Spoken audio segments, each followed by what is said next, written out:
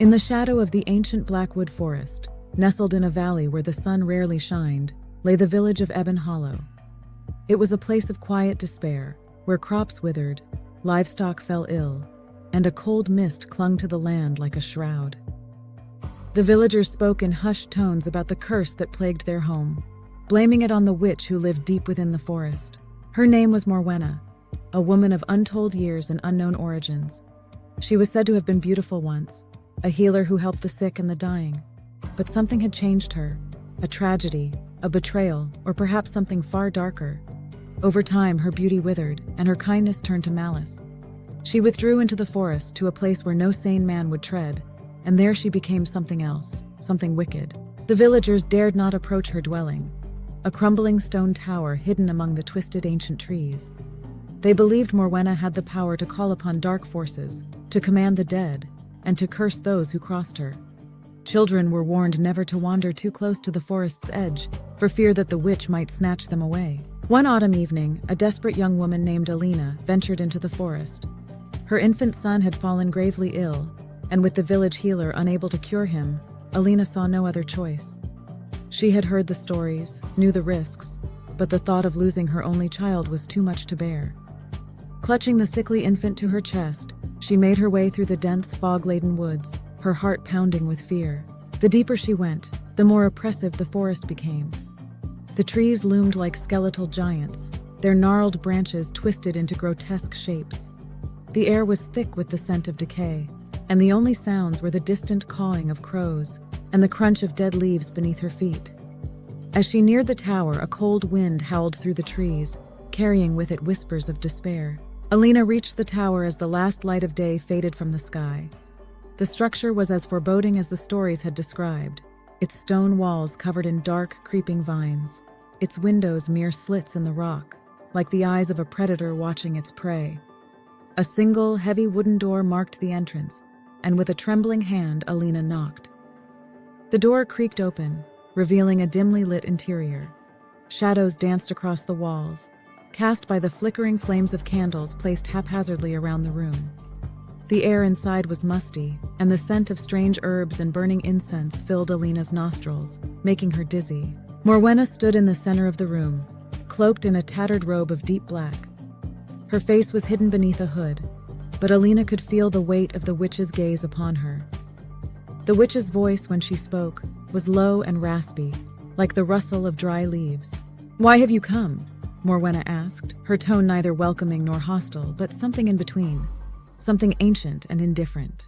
Alina swallowed her fear and stepped forward, holding out her child.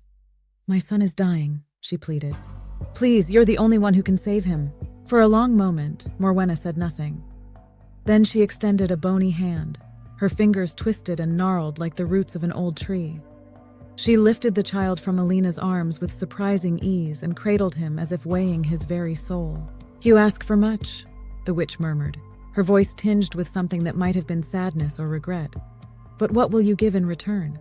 Alina hesitated, the full weight of the question settling over her.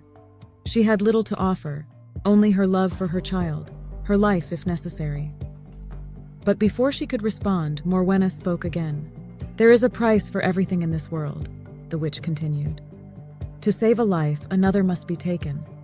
This is the law of the dark arts, the balance that must be maintained. Are you willing to pay this price, Alina?" Tears welled in Alina's eyes. "Please," she whispered. "Take me instead. Spare my child." Morwenna studied her for a long moment, as if considering her plea. Then she nodded slowly. "So be it." The witch carried the child to a stone altar at the far end of the room, where she laid him gently down. She began to chant in a language that Alina did not recognize, her voice rising and falling like the wind through the trees. The candles flickered wildly, and the shadows on the walls seemed to twist and writhe as if alive. As Morwenna continued her incantation, a cold dread settled over Alina. The air grew heavy, and she felt a chill seep into her bones. The witch's voice grew louder, more insistent, until it was nearly a roar, drowning out all other sound. And then, as suddenly as it had begun, the chanting ceased. Silence fell over the tower, broken only by the soft, shallow breaths of the infant on the altar. Alina rushed forward, her heart pounding in her chest. Her son was breathing, his tiny chest rising and falling steadily. Relief washed over her like a wave, and she wept with gratitude. But as she reached out to take her child, Morwenna's hand shot out, grabbing her wrist with a grip like iron.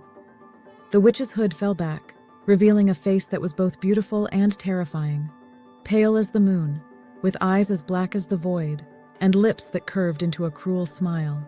"The bargain is struck," Morwenna said, her voice as cold as the grave. "Your son shall live, but you shall never leave this forest. Your life is forfeit, and you will serve me until your last breath." Alina's blood ran cold as she realized the true nature of the witch's bargain. She had not offered her life in exchange for her son's. She had offered her soul. Before Alina could react, the witch released her wrist and stepped back, raising her hands toward the shadows. The darkness in the room seemed to gather, coalescing into a swirling mass of inky blackness.